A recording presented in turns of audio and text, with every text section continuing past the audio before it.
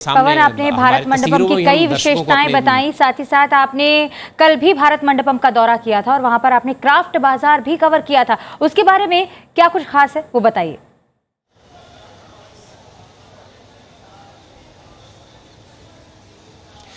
शालिनी, खास बात यह है कि जो प्रगति मैदान का हॉल नंबर 5 है वहाँ पे इंटरनेशनल मीडिया सेंटर बनाया गया है और उसके साथ ही जो हॉल नंबर 3 है वहाँ पे एक क्राफ्ट एग्जीबिशन लगाई गई है। ये जो क्राफ्ट एग्जीबिशन है इसमें जो डेलीगेट्स आएंगे, उनकी पत्नियाँ आएंगी, उनके साथ जो लोग आएंगे वो उनके लिए ये खास तौर पे मिनी भारत तैयार किया गया है। भारत का जो क्राफ्ट है, चाहे हैंडलूम की बात हो, खादी से जुड़ी हुई चीज़ें, और चाहे हैंडीक्राफ्ट की बात हो, मूर्तिकला हो, पेंटिंग्स हो, पूरे प्रदेश, चाहे हम उत्तर भारत से दक्षिण भारत की बात करें, पूर्वी भारत से पश्चिम भारत की बात करें, जम्मू कश्मीर से लेकर कन्याकुमारी तक और इधर से गुजरात से लेकर और पूर्वोत्तर के जितनी 7 सिस्टर्स है वहाँ तक की बात करें, सभी प्रदेशों के अलग अलग वेशभूषा है, वहाँ के अलग अलग प्रोडक्ट हैं।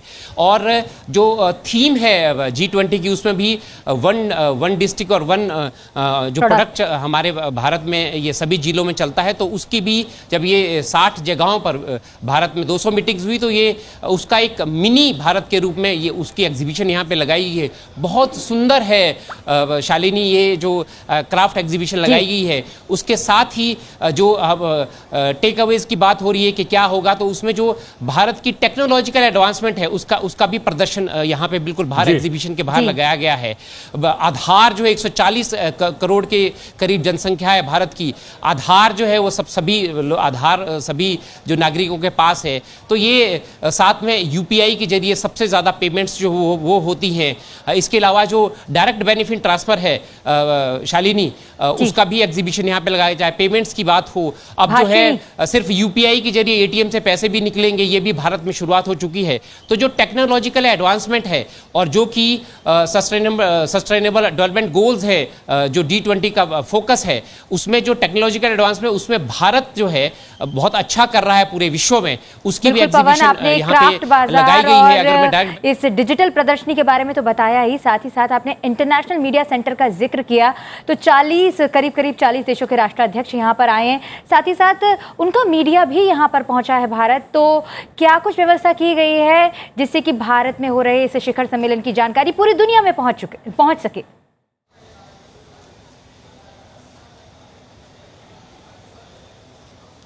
Shalini, international media centre hall number 5 में बनाया गया है और यहाँ पे 2 फ्लोर्स डेडिकेटेड किए गए हैं, उसमें ग्राउंड फ्लोर और फर्स्ट फ्लोर। यहाँ पे 1300 वर्किंग स्टेशंस, मतलब जितने भी इंटरनेशनल मीडिया के लोग आए हैं, जो भी G20 के सदस्य देश हैं, अतिथि देश हैं, चाहे इंटरनेशनल ऑर्गेनाइजेशंस हैं, उनके सबके जो मीडिया पर्सनस हैं वो यहाँ पे पहुँचे हुए हैं। 1300 वर्क स्टेशन बनाए गए हैं, वो आराम से अपना काम कर रहे हैं। जो G20 देशों के झंडे हैं, अलग अलग पोडियम यहाँ पे बनाए गए हैं। और जहाँ तक मैं इंटरनेशनल मीडिया सेंटर की बात करूं तो जो थीम है इंटरनेशनल मीडिया सेंटर की वो नदियों के नाम पे है शालिनी।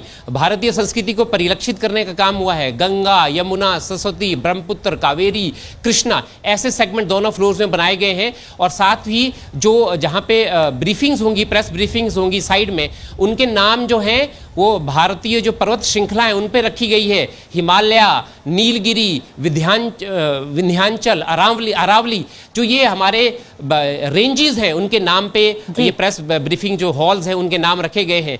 तो पूरी भारतीय संस्कृति को रिप्रेजेंट करने की बहुत अच्छे तरीके से यहाँ पे कोशिश है भारत की तरफ से। और इंटरनेशनल मीडिया के कुछ लोगों से जब मेरी बात हुई तो उन्होंने भी इस चीज़ को सराहा।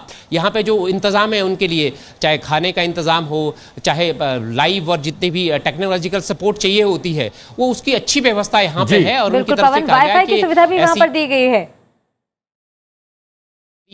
और ये जो है वो अपना काम भी बड़े आसानी से कर पा रहे। पवन, 9:30 बजने वाले हैं और आपने जैसा बताया कि G20 सम्मेलन के पहले दिन की शुरुआत 9:30 बजे तकरीबन होने वाली है। प्रधानमंत्री कार्यक्रम स्थल पर पहुंच चुके हैं। एक बार फिर से हम चाहेंगे दर्शकों के साथ साझा कर लें, क्या है आज दिन भर का कार्यक्रम? बिल्कुल प्रतिबिंब, और 10:30 बजे से पहले सत्र की शुरुआत होगी जिसकी थीम रहेगी एक पृथ्वी। और इस पर बात होगी। और हरित विकास पर भारत का हमेशा जोर रहा है और हरित विकास के लिए, एक बेहतर भविष्य के लिए भारत ने कई चर्चाएं की और अलग अलग शहरों में हुई इन चर्चाओं में एक आउटकम निकला है और वही जो फैसला है, जो संकल्प लिया जाएगा पूरी दुनिया की ओर से, वो कल पूरी दुनिया के सामने आएगा। जी हाँ, अपनी स्क्रीन पर आप देख रहे होंगे 9:30 बजे मेहमान भारत मंडपम में पहुंचने वाले हैं और 10:30 बजे से पहले सत्र वन अर्थ की शुरुआत हो जाएगी और दोपहर 3 बजे से दूसरा सत्र होगा जो वन फैमिली पर आधारित रहेगा।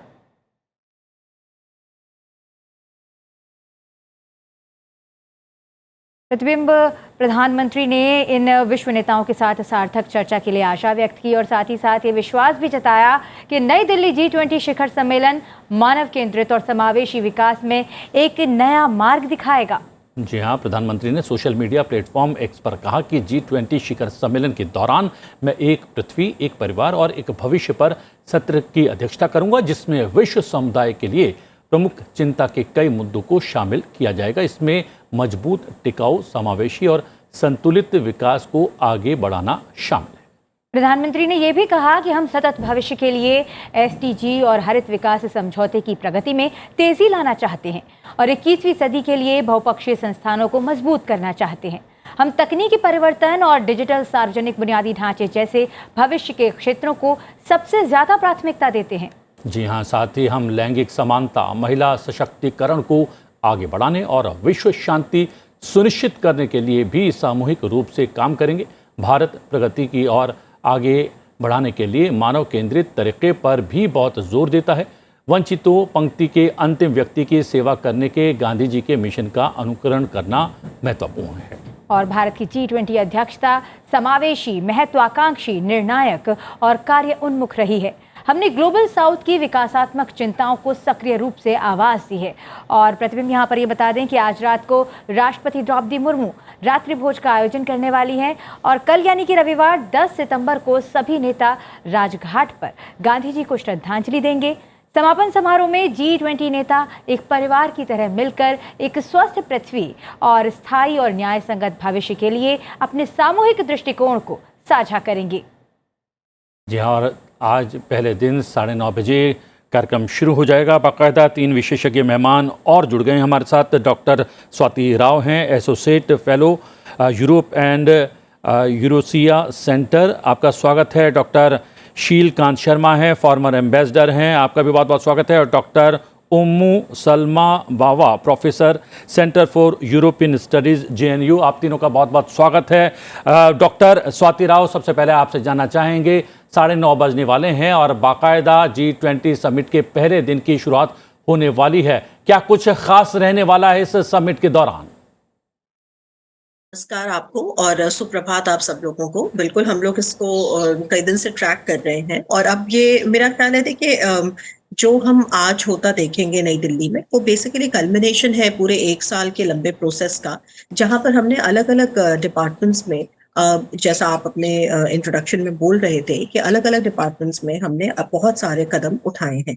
मेरे हिसाब से जो फोकस है G20 का, ऑफ कोर्स जो आप ह्यूमन सेंट्रिक डेवलपमेंट और ये सारी बातें कर रहे थे वो तो है ही, और ये रियलाइजेशन के दुनिया इस वक्त एक जिस दौर से गुजर रही है, वो एक ऐसा दौर है जहां पर आपको कलेक्टिव तरीके से कन्वर्जेंस को तलाशना है, क्योंकि एक देश से अकेले ये प्रॉब्लम सॉल्व नहीं होगी, भले ही वो क्लाइमेट हो या वो कोविड-19 पैंडेमिक से रिकवरी के प्रॉब्लम्स हो या वो मार्जिनलाइज्ड कंट्रीज जैसे ग्लोबल साउथ के हकों के लिए लड़ना हो। ये हो गई एक बात, लेकिन मेरा ख्याल है कि जो फोकस होना चाहिए वो इस चीज पर होना चाहिए कि G20 में पिछले 1 साल में जो हमारे फाइनेंस ट्रैक्स हैं और जो शेरपा उससे रिलेटेड जो एंगेजमेंट ग्रुप्स हैं जो फाइनेंस से रिलेटेड है, उन्होंने क्या डेवलपमेंट किया है। आई थिंक ये बड़ा कोर एजेंडा है, क्योंकि देखिए सारे जो आपने देखा कि इतने सारे हाई प्रोफाइल डिग्निटरीज, इतने सारे लीडर्स ऑफ डिफरेंट कंट्रीज, वो सब दिल्ली में आ चुके हैं और कहीं ना कहीं जो भी जियोपॉलिटिकल डिवाइड है उस बात के बावजूद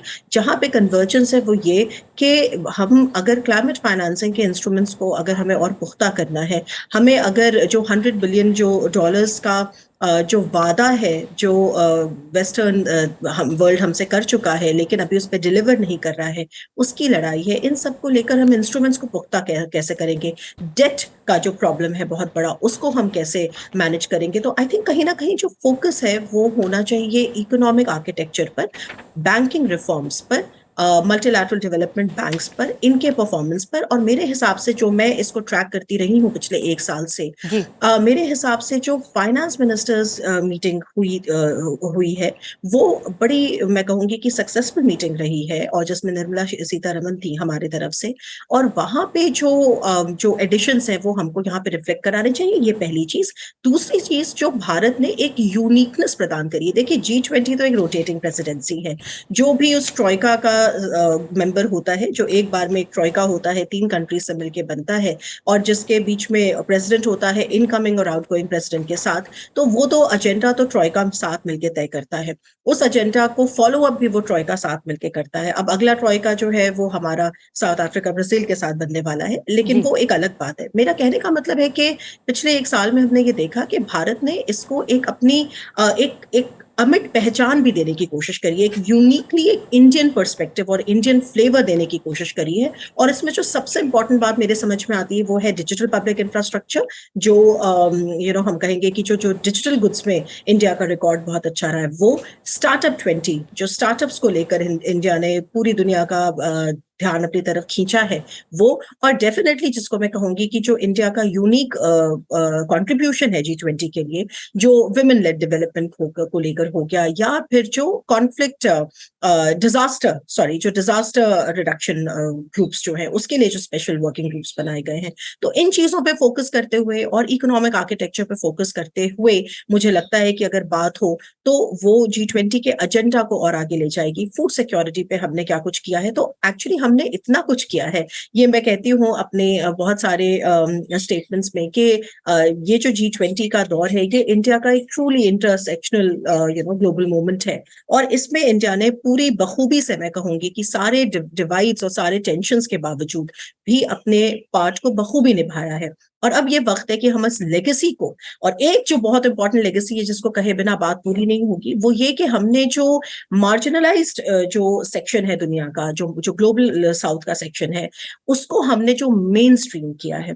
तो आई थिंक ये जो एक बहुत इंपॉर्टेंट बात है, जो इंडिया की एक, मैं कहूंगी, लास्टिंग लेगेसी के रूप में याद किया जाएगा, वो ये कि भारत का G20 के प्रेसिडेंट तो सारे कंट्रीज बनते हैं जो G20 के मेंबर्स होंगे, लेकिन भारत के वक्त में, भारत की अध्यक्षता के वक्त में, main streaming of the global south, main streaming of the marginalised, ये जो हमने स्वर पुख्ता किया है, ये हमारा कमिटमेंट है G20 के। पहले जो voice of the global south हमने समिट करी थी, उसके बाद अब हम देख रहे हैं कि इतने सारे जो एफर्ट्स के परिणाम स्वरूप अफ्रीकन यूनियन अब इसमें आ गया है। तो आई थिंक ये बड़े शुभ संकेत हैं, और आगे आने वाले वक्त में जब G20 में भारत के कंट्रीब्यूशन को याद किया जाएगा तो उसमें डेफिनेटली ग्लोबल साउथ का स्वर बहुत पुख्ता होगा, उसमें फूड सिक्योरिटी को लेकर जो स्वर है वो बहुत पुख्ता होगा, और भारत किस तरह से अपने आप को लगातार एक तरह से ब्रिज करता रहा सारे डिविजन्स के बावजूद, उस चीज को भी बहुत याद किया जाएगा।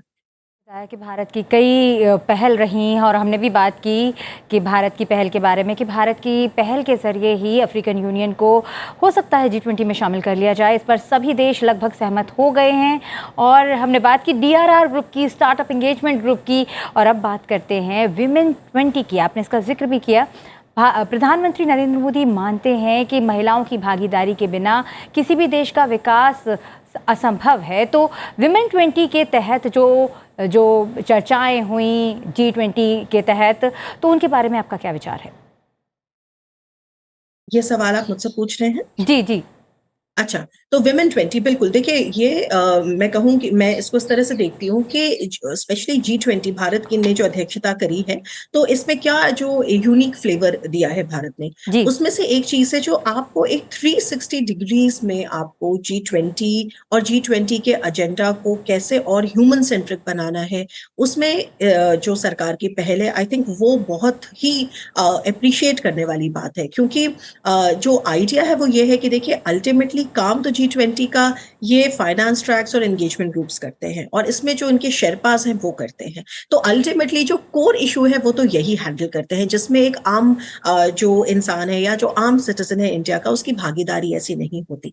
लेकिन हमारी प्रेसिडेंसी में जो प्रधानमंत्री ने इसको बिल्कुल एक तरह से जिसको एक जनमानस का पर्व बनाया ना, एक ये एडजेक्टिव बार बार यूज किया जाता है कि एक जन उत्सव के तरह से बन गया। मैं खुद जियोपॉलिटिकल एक्सपर्ट रही हूँ G20 के लिए यूपी गवर्नमेंट की, और इस कैपेसिटी में मैंने बहुत ट्रैवल किया अलग अलग जगह, स्कूल्स में, कॉलेजेस में, G20 की वैल्यू, G20 के में जो विमेन लेड जो स्वर है, जो स्टार्टअप के लिए है, जो यूथ के लिए है, जो सिविल सोसाइटीज का ग्रुप है, जो थिंक टैंक 20s का ग्रुप है, इन तमाम चीजों को मैंने कई बार अपने खुद लेक्चर्स में बहुत सारे स्टूडेंट्स तक और बहुत सारे फैकल्टी तक भी पहुंचाया as geopolitical expert for the G20।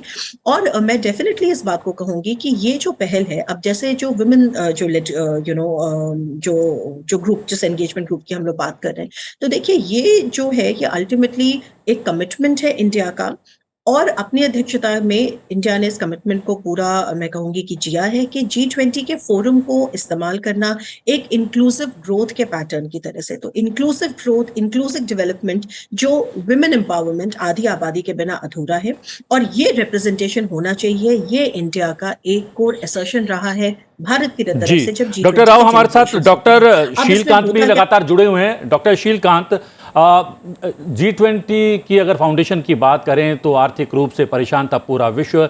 उन तमाम चुनौतियों से निपटने के लिए G20 शुरू किया गया था। फिर बाद में ये तय किया गया कि सारी समस्याओं की जड़ जो है वो विकास होता है, और जब विकास की राह पर हम लोग मिलकर आगे बढ़ेंगे तो सारी चिंताओं का निराकरण भी मिल जाएगा। प्रधानमंत्री ने भी कहा कि बहुत सारे मुद्दों को शामिल किया जाएगा, इसमें मजबूत, टिकाऊ, समावेशी और संतुलित विकास को आगे बढ़ाना शामिल है।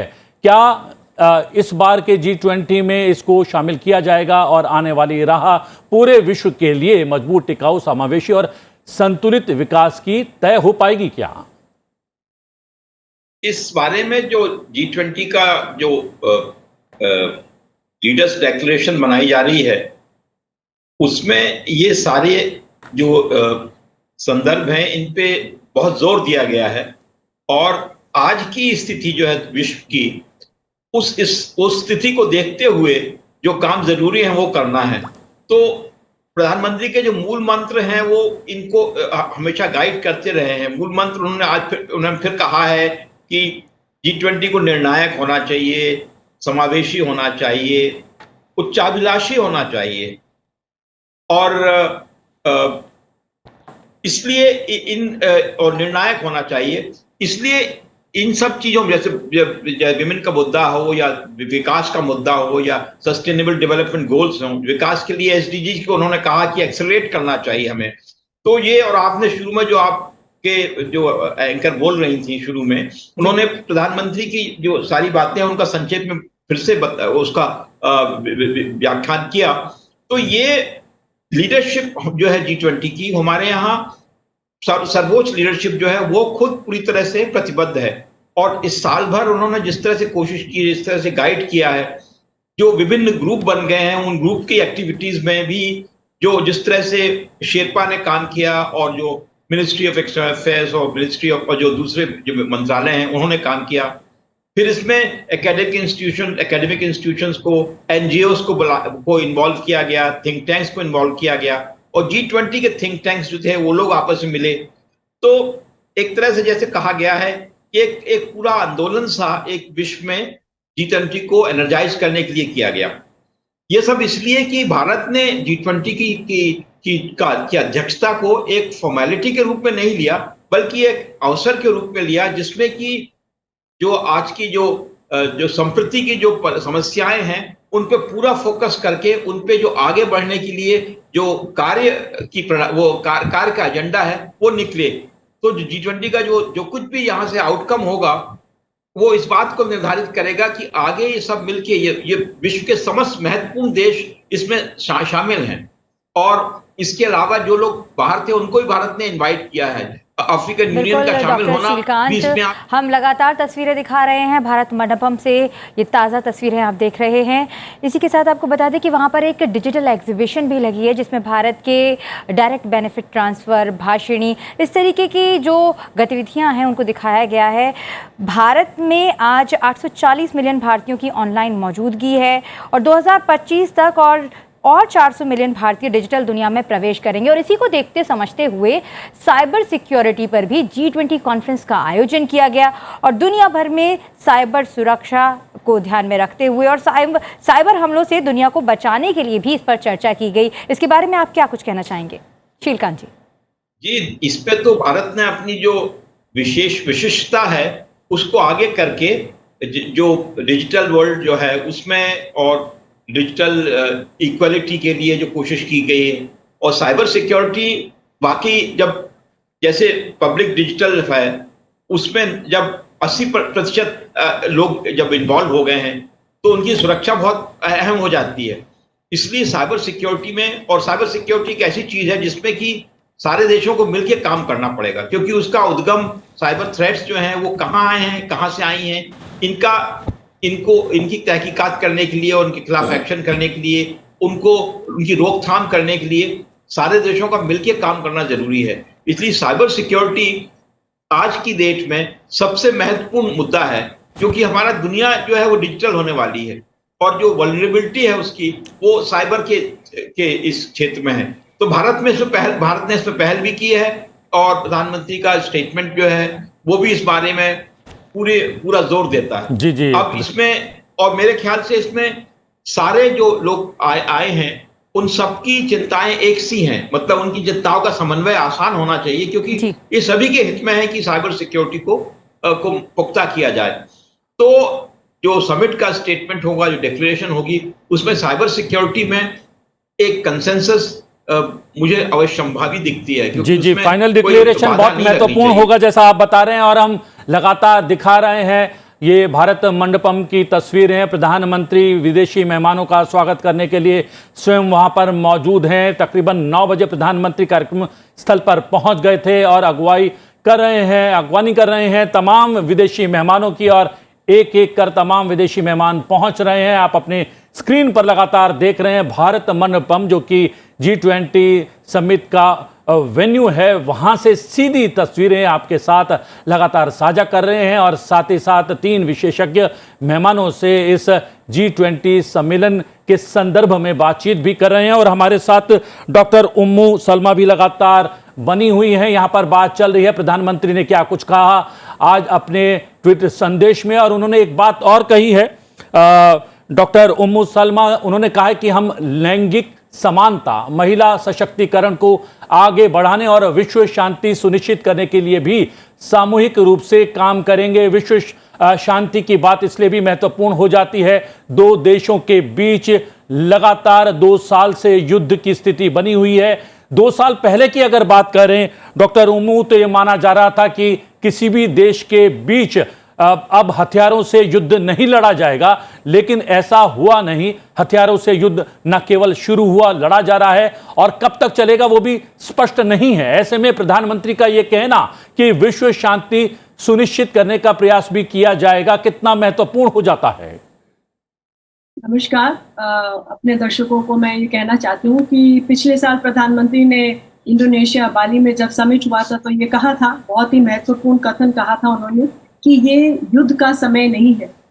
एक तरीके से उन्होंने उस परिप्रेक्ष्य में ये बताया कि ये विकास का मुद्दा हमारे लिए सबसे महत्वपूर्ण है और वैश्विक मुद्दों से अगर हमें लड़ना है तो एकजुट होकर लड़ना है और ये लड़ाई जो है जो हमारे सिक्योरिटी जो सस्टेनेबल डेवलपमेंट गोल्स हैं यानी विकास के जो मुद्दे हैं उसको हमें पूरा करने के लिए मिल के लड़ना है, ना केवल जो हथियारों का युद्ध है।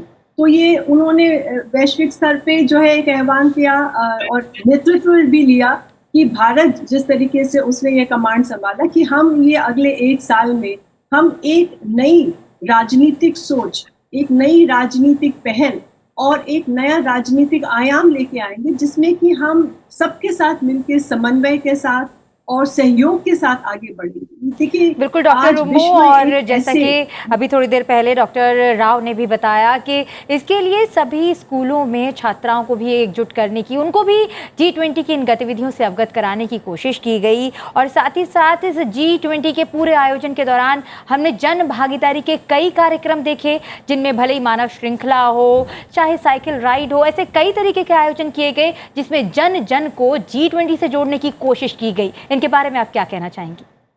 देखिए, पहली मर्तबा आप देखें कि विदेश नीति का जो मुद्दा है वो आमतौर पे जो है डोमेस्टिक पॉलिटिक्स में या देश के अंदर कम देखा जाता है जी। और ये भारत का प्रयास है कि इसको ना केवल एक राजनीतिक और सरकार के लेवल पे रखा जाए, लेकिन आम जीवन से जनता के साथ जोड़ा जाए, क्योंकि इसका जो प्रभाव है वो आम जिंदगी में सबसे ज्यादा है। जितने भी जो आर्थिक समस्याएं हैं, मुद्दे हैं, इनका प्रभाव हम सबके ऊपर पड़ता है और ये केवल सरकार तक या नई दिल्ली तक नहीं सीमित रहना चाहिए। पॉइंट 1। पॉइंट 2, देश की अलग अलग जगह और आप देख सकते हैं टेलीविजन स्क्रीन पर एंटोनियो गुटेरेस मुलाकात करते हुए प्रधानमंत्री से। जैसा कि हम बता रहे हैं, प्रधानमंत्री सभी विदेशी मेहमानों का स्वागत करने के लिए, अभिवादन करने के लिए वहां पर स्वयं मौजूद हैं। बिल्कुल, ये ताज़ा तस्वीरें हम आपको दिखा रहे हैं भारत मंडपम से, जहां पर वैश्विक अतिथियों का आना जारी है। और लगातार अपडेट के लिए हम चलेंगे हमारे संवाददाता पवन के पास। पवन जी, वहां पर बहुत कुछ खास देखने को मिल रहा है। वैश्विक नेता वहां पर पहुंच रहे हैं और प्रधानमंत्री स्वयं उन सभी का स्वागत कर रहे हैं।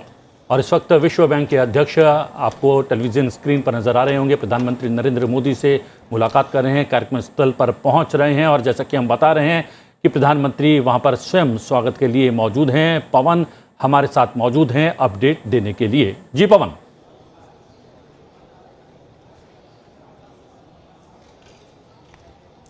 प्रतिबिंब, जैसा आप बता रहे हैं कि ये सिलसिला जो है राष्ट्राध्यक्षों का आने का, या जो वर्ल्ड ऑर्गेनाइजेशंस हैं, जैसे आपने बात करी कि अभी UN के आए या वर्ल्ड बैंक के जो मुखिया हैं वो पहुंचे हैं, उनकी अगवानी स्वयं प्रधानमंत्री कर रहे हैं और समय से पहले कर रहे हैं, क्योंकि शेड्यूल टाइम जो है 9:30 बजे के बाद का था। पर जो राष्ट्राध्यक्ष हैं या जो अतिथि हैं उनका आने का सिलसिला शुरू हो गया है उससे पहले ही।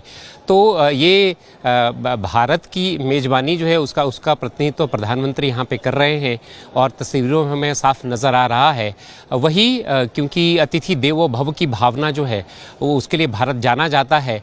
और जहाँ तक थीम की बात है, G20 समिट है, इसकी अध्यक्षता की बात है और जैसा थीम है वसुधैव कुटुंबकम, पूरे विश्व को भारत जो है परिवार की तरह मानता है और उसी जो आवभगत जो है, सेरेमोनियल जो वेलकम रहता है वो यहाँ पे किया जा रहा है प्रधानमंत्री द्वारा स्वयं। तो ये दर्शाता है भावना भारत की अतिथि देवो भव की भी और साथ में वसुधैव कुटुंबकम की भी, जो कि थीम भी है। तो ये सिलसिला जो है प्रतिबिंब 10:30 बजे तक चलेगा। राष्ट्राध्यक्ष, क्योंकि ये विश्व शक्तियों का विश्व कुंभ है प्रतिबिंब, और हमने भी इसका ऐसा नाम दिया है, विश्व कुंभ नाम से हमने नाम दिया G20 का विश्व कुंभ, क्योंकि G20 के देश के डायरेक्टर जनरल भी वहां पर पहुंच गए हैं कार्यक्रम स्थल पर। आपसे हम लगातार अपडेट लेते रहेंगे और जो तस्वीरें वहां से लगातार आ रही हैं वो साझा कर रहे हैं हम अपने दर्शकों के साथ। कौन वहां पर पहुंच रहे हैं विदेशी मेहमान, उसका जिक्र भी हम लगातार करते रहेंगे। प्रधानमंत्री लगातार आने वाले विदेशी मेहमानों का स्वागत स्वयं वहां पर खड़े होकर, हाथ मिलाकर, गले लगकर कर रहे हैं। जी पवन।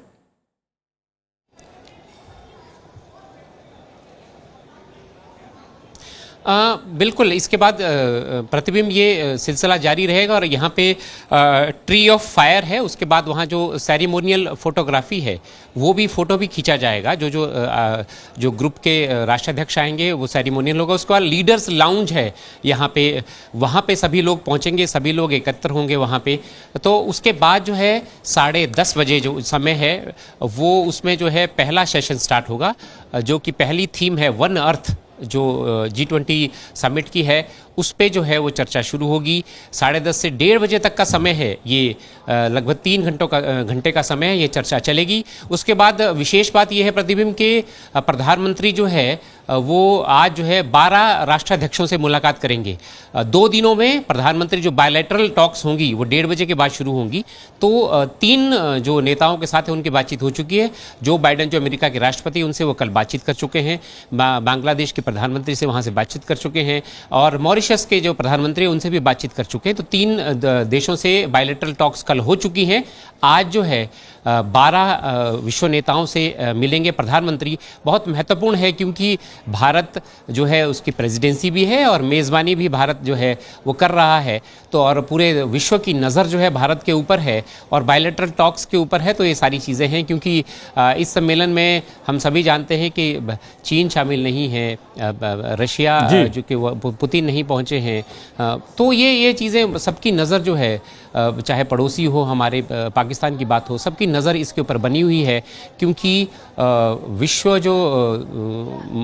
का मंच है, सबसे बड़ा जो इकोनॉमिक फोरम है G20, उसका जो समिट है वो भारत में हो रहा है। भारत एक विकासशील देश है और भारत की छवि जो है पूरे विश्व में लगातार सुधर बेहतर हो रही है। पवन, आपसे लगातार अपडेट लेते रहेंगे और ताज़ा तरीन तस्वीरें साझा करते रहेंगे अपने दर्शकों के साथ। और 3 विशेषज्ञ मेहमान हमारे साथ लगातार जुड़े हुए हैं। डॉक्टर उम्मू, आपसे बातचीत चल रही थी। असुमानी इस वक्त मंडपम में प्रवेश करते हुए अफ्रीकी संघ, जिसको इस शिखर सम्मेलन में सदस्यता मिल सकती है, प्रधानमंत्री नरेंद्र मोदी अफ्रीकी संघ के अध्यक्ष अजाली असुमानी का स्वागत करते हुए, और जिस तरीके से गले लगकर गर्मजोशी के साथ हैंडशेक किया जा रहा है, ये बताती है कि अफ्रीकी संघ को G20 शिखर सम्मेलन में सदस्यता मिलने के आसार पूरे हैं। बिल्कुल, ये बड़ी खबर आ सकती है दिल्ली डिक्लेरेशन के बाद कि अफ्रीकन यूनियन को शामिल किया गया है। बहुत ही इंपॉर्टेंट स्टेटमेंट शायद दिल्ली से निकल सकता है। अभी तक अंतर्राष्ट्रीय संगठनों के अध्यक्ष जिनका स्वागत हो रहा था और अब आमंत्रित देशों के प्रतिनिधि और अध्यक्ष, राष्ट्राध्यक्ष जिनका स्वागत करेंगे प्रधानमंत्री नरेंद्र मोदी। और इस वक्त स्क्रीन पर आप देख सकते हैं ओमान के उप प्रधानमंत्री सईद असाद बिन तारिक अल सईद, जिनका आगमन मंडपम में। ओमान की कैबिनेट में सुल्तान के बाद दूसरे सबसे वरिष्ठ अधिकारी उप प्रधानमंत्री ही होते हैं और ऐसे में अपने देश ओमान का G20 में आमंत्रित देश के तौर पर प्रतिनिधित्व कर रहे हैं ओमान के उप प्रधानमंत्री। अतिथि देवो भव की अवधारणा को जमीन पर उतारते हुए भारत मंडपम में G20 की अध्यक्षता और शिखर सम्मेलन से ठीक पहले सबसे पहले अंतर्राष्ट्रीय संस्थान और उसके बाद अतिथि राष्ट्र, उनका स्वागत, ये हमारी परंपरा और बहुत ही इम्पॉर्टेंट इन अतिथि देशों का G20 की बैठकों में शामिल होना एक ग्लोबल इम्पॉर्टेंस उनके लिए। तो प्रधानमंत्री नरेंद्र मोदी ओमान के उप प्रधानमंत्री सईद असाद बिन तारिक अल सईद का स्वागत करते हुए फॉर्मल फोटो ऑप और आमंत्रित देशों की फहरिस्त में बांग्लादेश की प्रधानमंत्री शेख हसीना, जिनका आगमन हो गया है। बांग्लादेश हमारा बेहद करीबी पड़ोसी देश। कल ही प्रधानमंत्री की बांग्लादेश के साथ द्विपक्षीय वार्ता भी हुई और शेख हसीना, प्रधानमंत्री शेख हसीना और प्रधानमंत्री नरेंद्र मोदी के बीच इस द्विपक्षीय वार्ता में पीपल टू पीपल कॉन्टैक्ट को बढ़ाना, कमर्शियल लिंकेजेस को बढ़ाना, कनेक्टिविटी को बढ़ाने पर बातचीत हुई। प्रधानमंत्री नरेंद्र मोदी बांग्लादेश की प्रधानमंत्री शेख हसीना का औपचारिक स्वागत करते हुए।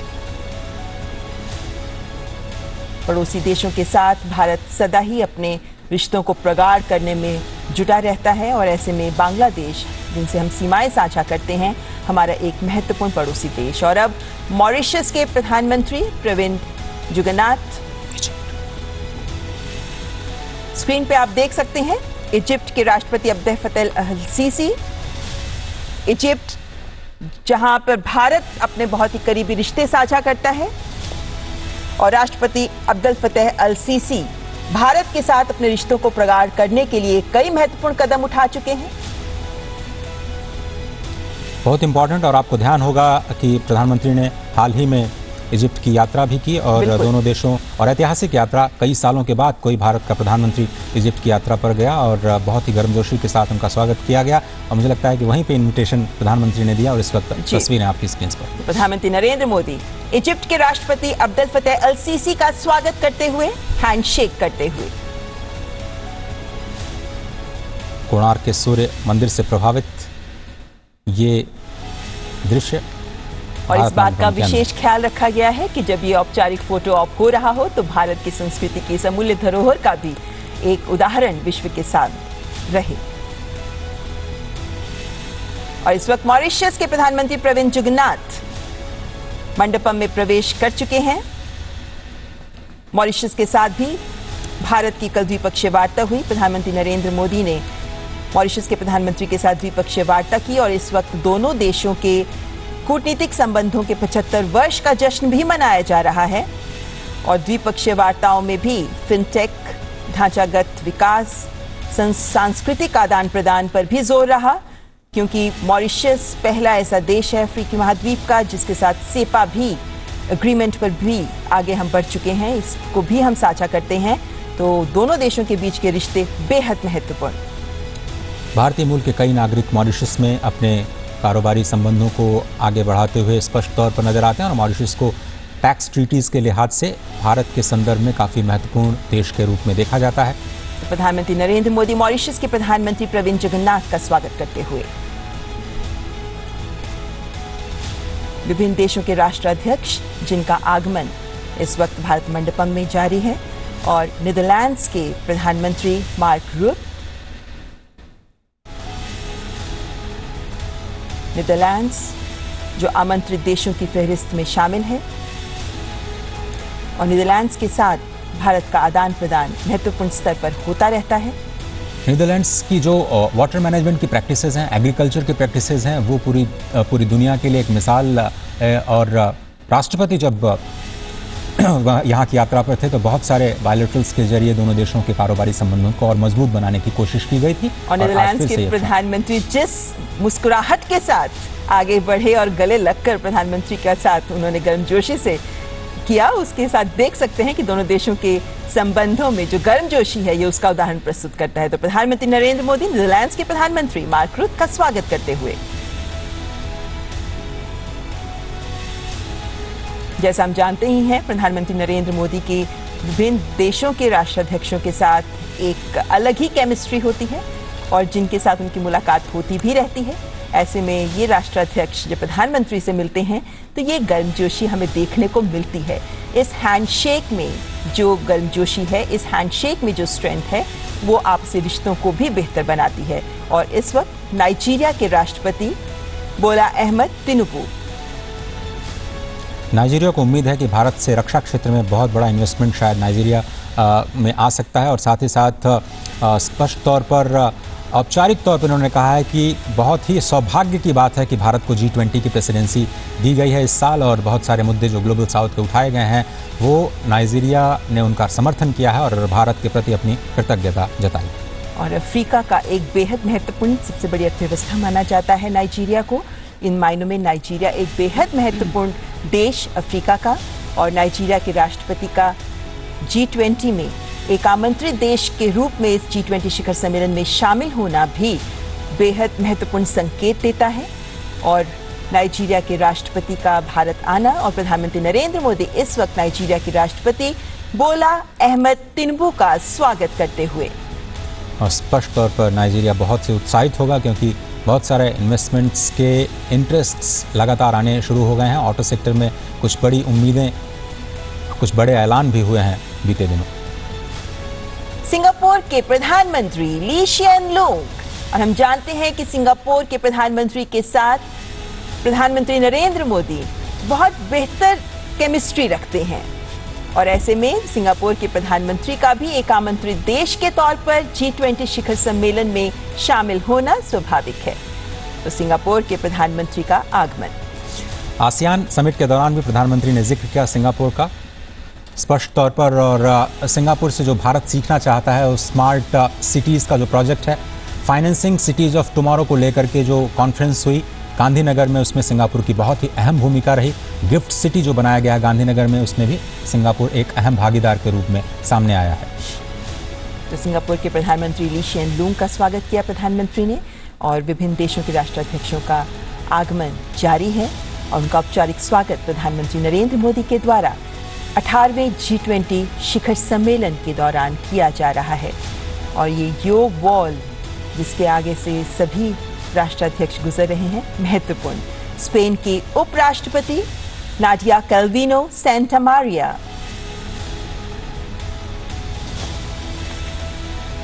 हम जानते हैं कि स्पेन यूरोपीय संघ का हिस्सा है और स्पेन के साथ भारत के संबंध बेहतर हैं और ऐसे में स्पेन की उपराष्ट्रपति और उनके चेहरे पर खिली मुस्कुराहट ये बयां करती है कि इस शिखर सम्मेलन में आमंत्रित देश के तौर पर शामिल होना स्पेन इसे महत्वपूर्ण मानता है।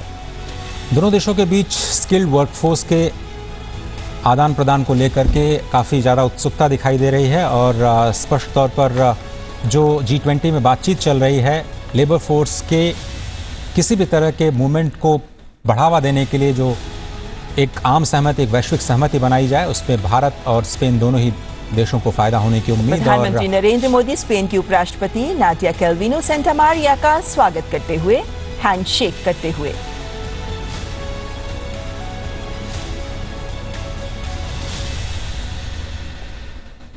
नौ आमंत्रित देश इस बार 18वें G20 शिखर सम्मेलन में भारत की ओर से विशेष रूप से आमंत्रित देश, जिनमें आखिरी देश है UAE, संयुक्त अरब अमीरात। अब से थोड़ी देर पहले UAE के तरफ से अभी तक जो यूनाइटेड कंट्रीज हैं उनमें तो आपकी स्क्रीन पे आप देख सकते हैं UAE यानी संयुक्त अरब अमीरात के राष्ट्रपति शेख मोहम्मद बिन जायद अल नहयान मंडपम में प्रवेश करते हुए। संयुक्त अरब अमीरात एक बेहद महत्वपूर्ण देश, विशेष रूप से आर्थिक रूप से अगर हम बात करते हैं, तेल संसाधनों के कारण और अन्य कूटनीतिक कारणों से भी भारत का महत्वपूर्ण सहयोगी देश संयुक्त अरब अमीरात। फ्री ट्रेड एग्रीमेंट को लेकर के दोनों देश काफ़ी ज़्यादा उत्साहित और हाल ही में जो FTA किया गया है भारत की तरफ से, उसका फ़ायदा अब ज़मीन पर दिखने लगा है। रोजगार के लिहाज से, GDP के लिहाज से और दोनों देशों के बीच जो ट्रेड रिलेशंस हैं उसको बढ़ाने में इस FTA की बहुत अहम भूमिका रही है और बहुत सारे भारतीय सऊदी अरब में जो कार्य करते हैं उनको लेकर के लेवल प्लेइंग फील्ड दी जाए और उनको असिस्टेंस दिया जाए और आप केमिस्ट्री स्पष्ट तौर पर देख सकते हैं। तो प्रधानमंत्री नरेंद्र मोदी UAE यानी संयुक्त अरब अमीरात के राष्ट्रपति शेख मोहम्मद बिन जायद अल नहयान का स्वागत करते हुए न केवल हैंडशेक बल्कि दोनों हाथों से उनके हाथों को थामते हुए उन्हें गले लगाते हुए। तब तक 9 आमंत्रित देश Oman, Bangladesh, Egypt, Mauritius, Netherlands, Nigeria, Singapore, Spain और UAE, इन 9 आमंत्रित देशों के राष्ट्राध्यक्ष अब भारत मंडपम में प्रवेश कर चुके हैं और अब बारी है G20 के सदस्य देशों। हम जानते हैं कि G20 के सदस्य देशों में भारत समेत 19 देश और साथ में यूरोपीय संघ शामिल है और इन विभिन्न देशों के राष्ट्राध्यक्षों का भी अब एक एक कर प्रधानमंत्री नरेंद्र मोदी स्वागत करेंगे। हालांकि अभी फ्रांस के राष्ट्रपति मैनुअल मैक्रों का भारत आगमन का इंतजार है, लेकिन बाकी सभी राष्ट्राध्यक्ष भारत पहुंच चुके हैं। तो इन सभी का स्वागत करेंगे प्रधानमंत्री नरेंद्र मोदी और भारत मंडपम अपनी पूरी खूबसूरती के साथ इस वक्त मौसम की भी खूबसूरती को समेटे हुए यहां अपने विदेशी मेहमानों का स्वागत कर रहा है।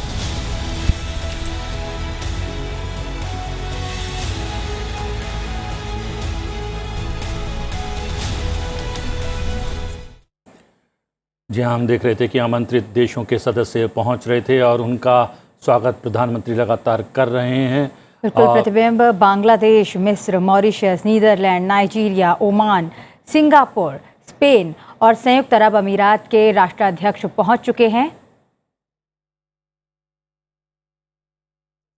उनसे सीखने की कोशिश पूरी दुनिया करती रही है। एग्रीकल्चर वर्किंग ग्रुप में भी मैक्सिको की अहम भूमिका रही है। किस तरह से खाद्य सुरक्षा को लेकर के जो खाद की कीमतों में हमने उछाल देखा कोविड के दौरान, रशिया यूक्रेन क्राइसिस के दौरान, उसमें कैसे सभी लोग मिलकर के फूड सिक्योरिटी की जो समस्या है उस पर आम राय, आम सहमति बना पाएँ, उसमें मैक्सिको ने एक अहम योगदान दिया और स्पष्ट तौर पर G20 के सदस्य देश के रूप में भारत और मैक्सिको के न केवल द्विपक्षीय संबंध बल्कि G20 के मंच पर भी इन दोनों देशों का विकासशील देश के तौर पर अपने विचारों को रखना काफ़ी अहम। तो मेक्सिको की आर्थिक मामलों की मंत्री राकेल बुएनरोस्ट्रो सैnchez का स्वागत करते हुए प्रधानमंत्री नरेंद्र मोदी। मेक्सिको के राष्ट्राध्यक्ष का ही G20 शिखर सम्मेलन में आना था, लेकिन स्वास्थ्य कारणों से वे नहीं आ पाए, तो मेक्सिको का प्रतिनिधित्व कर रही वहां के आर्थिक मामलों की मंत्री। तो G20 के सदस्य देशों के राष्ट्राध्यक्षों का और प्रतिनिधियों का इस वक्त आना जारी है और भारत मंडपम में उनका औपचारिक स्वागत किया जा रहा है। भारत मंडपम जो 18वें G20 शिखर सम्मेलन का केंद्र। भारत मंडपम जहां से उम्मीद की जा रही है कि दिल्ली घोषणा पत्र एक मजबूत आवाज ग्लोबल साउथ के देशों की बनकर उभरेगा। यहां से एक ऐसी दिशा दी जाएगी जिससे विश्व समावेशी विकास और मानव कल्याण की ओर कदम बढ़ाएगा। G20 शिखर सम्मेलन भारत की अध्यक्षता में नया अध्याय लिख पाएगा, इस बात की भी उम्मीद की जा रही है। जिस सोच को विभिन्न working groups, Sherpa track, finance track में भारत ने आगे रखा, जिस जनभागीदारी के संदेश को सामने रखते हुए एक्शन ओरिएंटेड चर्चाओं पर भारत का जोर रहा, जिस तरीके से विभिन्न देशों के बीच सहमति बनाने की लगातार प्रयास किए जाते रहे, संवेदनशील मुद्दों पर भी एकमत होने की प्रयास रहे, वो ये भी दिखाता है कि दिल्ली घोषणा पत्र में जब वो कल सामने आएगा तो जो महत्वपूर्ण बिंदु रहेंगे वो भारत के उद्घोष को तो सामने रखेंगे ही, लेकिन साथ ही विश्व को भी नया संदेश, नई दिशा दे पाएंगे, क्योंकि ये संदेश जो इस भारत मंडपम से निकलेगा, ये संदेश पूरे विश्व के कल्याण और पूरे विश्व के विकास के संदेश के साथ जुड़ा हुआ होगा। वसुधैव कुटुंबकम ये थीम एक सर्वसमावेशी थीम, तभी भारत एक पृथ्वी, एक कुटुंब, एक भविष्य की बात कर रहा है और इसीलिए इन्हीं विभिन्न मुद्दों पर सहमति बनाने के प्रयास इस भारत मंडपम में कुछ ही पलों बाद शुरू हो जाएंगे, जब औपचारिक स्वागत के बाद पहला सत्र एक पृथ्वी का आगाज होगा। और जैसा कि आप जानते हैं कि प्रधानमंत्री नरेंद्र मोदी ने जब से अध्यक्षता संभाली, उनका पहला फोकस यही रहा कि G20 के पूरे उत्सव को लोगों के साथ जोड़ा जाए और वैश्विक जो चुनौतियां हैं उनके लिए एक सशक्त मंच तैयार किया जाए, जिसमें सभी की आवाज़ सुनी जाए, सभी के विचारों को एक मंच दिया जाए और एक साझा समाधान निकालने की कोशिश की जाए। ये तस्वीरें बहुत ही महत्वपूर्ण, जिसका जिक्र लगातार हम सुबह से कर रहे हैं। भारत मंडपम के ठीक आगे नटराज की भव्य मूर्ति, भारत के सांस्कृतिक उद्भव और जिसको हम कहते हैं कि सभ्यता और संस्कृति की एक पावन धारा के रूप में जो भारत अपने आप को, भारत जिसका नाम ही है कि जहाँ पर लोग ज्ञान प्राप्त करने में प्रयासरत रहते हैं, और इसीलिए भारत मंडपम इस शब्द को भी बार बार रेखांकित करने का प्रयास किया जा रहा है। ये भव्य और दिव्य तस्वीरें आपको प्रगति मैदान में स्थित नए भारत मंडपम से सीधे हम आपके लिए खास तौर पर लेकर के आए हैं, जहां पर अब से थोड़ी ही देर बाद G20 शिखर सम्मेलन 2023 भारत की अध्यक्षता में शिखर सम्मेलन यानी लीडर्स अब दिल्ली डिक्लेरेशन पर अपनी अंतिम मुहर लगाएंगे। कौन से मुद्दे, कौन सी प्राथमिकताएं जो भारत ने रखी, जिन पर वैश्विक सहमति बनती है, पूरी दुनिया की निगाहें इस वक्त टिकी हुई हैं, क्योंकि प्राथमिकताएं बहुत बड़ी भारत की ओर से। अर्जेंटीना के राष्ट्रपति एल्बर्टो फर्नांडिस 2018 में जब अर्जेंटीना ने G20 की अध्यक्षता की तो उस वक्त फूड सिक्योरिटी को एक मुद्दा बनाया। शायद किसी को नहीं पता होगा कि उसके बाद कोविड और उसके बाद रशिया और यूक्रेन क्राइसिस के बाद फूड इनसिक्योरिटी दुनिया के लिए सबसे बड़ी चुनौती बन जाएगा। लेकिन आज भारत ने ज़बरदस्त लीडरशिप का परिचय दिया। Fuel crisis, food crisis, fertilizer crisis, 3F की जो क्राइसिस है उसको सेंटर में रखते हुए वार्ताओं के जरिए कैसे इस संकट का एक साझा हल निकाला जाए, पुरजोर कोशिश की भारत ने अपनी ओर से। तो प्रधानमंत्री नरेंद्र मोदी अर्जेंटीना के राष्ट्रपति एल्बर्टो फर्नांडिस का स्वागत करते हुए, अर्जेंटीना जो भारत के साथ कई विभिन्न समूहों में मंच साझा करता है और इस वक्त G20 शिखर सम्मेलन में प्रधानमंत्री नरेंद्र मोदी अर्जेंटीना के राष्ट्रपति का स्वागत करते हुए। अर्जेंटीना जिसके साथ हमारा व्यापार कई उत्पाद के तहत आगे बढ़ता है। और इस वक्त ऑस्ट्रेलिया के प्रधानमंत्री Anthony Norman Albanese sustainable, balanced and inclusive global economic growth के लिए ऑस्ट्रेलिया की आवाज बहुत ही महत्वपूर्ण। ऑस्ट्रेलिया ने एक ओपन ग्लोबल इकोनॉमी और rule based multilateral trading system का समर्थन किया है, जिस पर भारत के प्रेसिडेंसी का सबसे बड़ा फोकस रहा है कि जो 20वीं सदी के संस्थान हैं उनको 21वीं सदी के लिए कैसे तैयार किया जाए। खुले तौर पर ऑस्ट्रेलिया ने समर्थन किया है कि जो रिफॉर्म्स हैं मल्टीलेटरल इंस्टीट्यूशंस का होना चाहिए, उस पर कई सारे पेपर्स आ चुके हैं। भारत की ओर से इंडिपेंडेंट एक्सपर्ट ग्रुप ने अपनी पहली रिपोर्ट भी सौंप दी है। दूसरी रिपोर्ट शायद अक्टूबर में आएगी, जिसका असर आने वाले दिनों में आपको प्रेसिडेंसी के दौरान दिखाई दे सकता है। एक बड़ी पहल ऑस्ट्रेलिया ने जिसका भरपूर समर्थन किया। प्रधानमंत्री नरेंद्र मोदी ऑस्ट्रेलिया के प्रधानमंत्री एंथनी नॉर्मन एल्बनीजी का स्वागत करते हुए।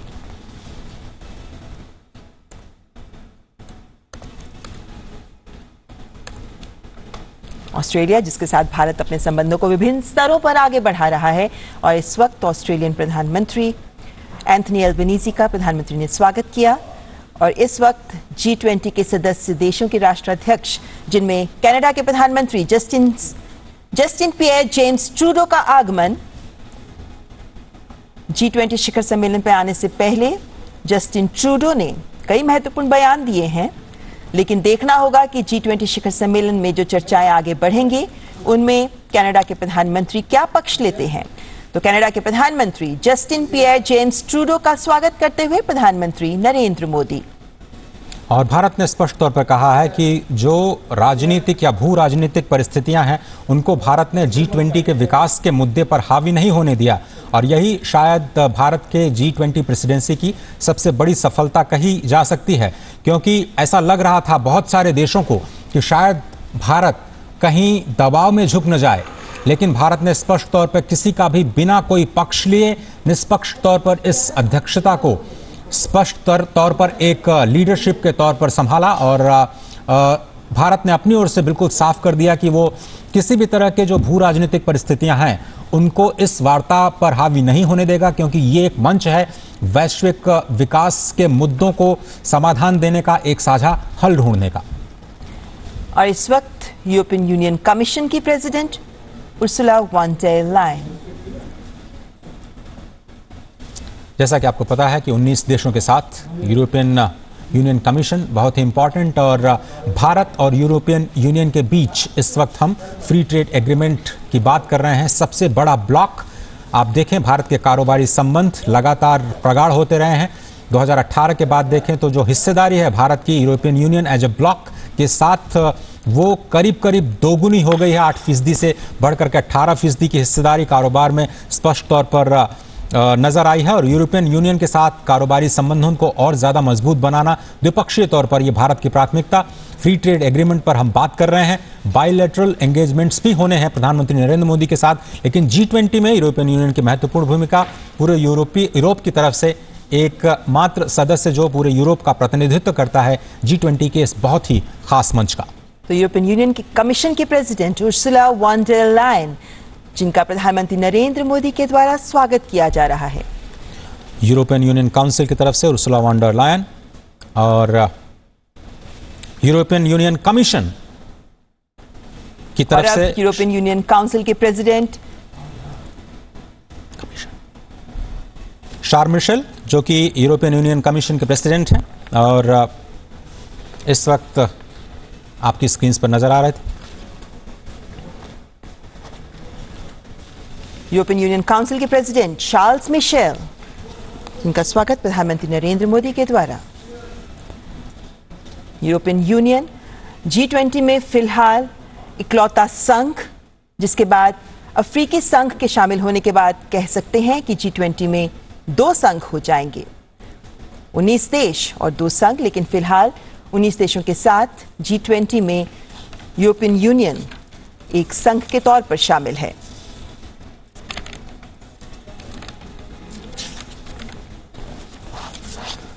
जैसा कि आपको पता है कि भारत की प्राथमिकताएं बहुत स्पष्ट हैं, इंक्लूसिव डेवलपमेंट को बढ़ावा देना है और ये G20 की प्राथमिकताओं में शामिल।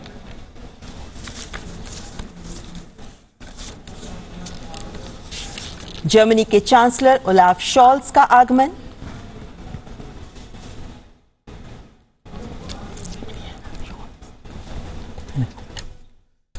G7 में जर्मनी की बहुत महत्वपूर्ण भूमिका। और G7 के मंच पर जब प्रधानमंत्री नरेंद्र मोदी गए थे तो स्पष्ट तौर पर उनका भव्य स्वागत किया गया था। और वहां पर जो क्लाइमेट जस्टिस को लेकर के आवाज़ें उठी थी उसको जर्मनी का भरपूर समर्थन मिला था। जर्मनी और भारत के बीच में पीपल टू पीपल कनेक्ट को लेकर के और ज़्यादा रिश्तों को मजबूत करना और साथ ही साथ द्विपक्षीय संबंधों को बढ़ावा देना, उस पर भी निगाह रहेगी। लेकिन G20 के मंच पर जर्मनी की बहुत ही खास भूमिका वैश्विक मुद्दों पर सहमति बनाने के लिहाज से। प्रधानमंत्री नरेंद्र मोदी जर्मनी के चांसलर ओलाफ शॉल्ज का स्वागत करते हुए उनके स्वास्थ्य का हालचाल भी जानते हुए प्रधानमंत्री नरेंद्र मोदी अपनी ज़बरदस्त केमिस्ट्री के जरिए। और ये देखा जा सकता है कि जैसे WHO के डायरेक्टर जनरल, उनका भी थोड़ा स्वास्थ्य नासाज था, प्रधानमंत्री ने उनका भी स्वास्थ्य पूछा। लेकिन ये भी दिखाता है महत्व G20 शिखर सम्मेलन का, जहां विभिन्न राष्ट्राध्यक्षों और संगठनों के अध्यक्षों के द्वारा ये प्रयास किया गया है कि वे इसमें ज़रूर शिरकत करें, ज़रूर शामिल हों, क्योंकि इस वक्त का G20 शिखर सम्मेलन इस दौर में पूरा विश्व वक्त के उस मुहाने पर खड़ा है जब चुनौतियां बहुत भीषण हैं और चुनौतियां बहुत मुखर हैं। ऐसे में इस कठिन वक्त में विश्व को अगर आगे लेकर जाना है तो उसमें इस G20 शिखर सम्मेलन में लिए गए निर्णय महत्वपूर्ण भूमिका निभाएंगे।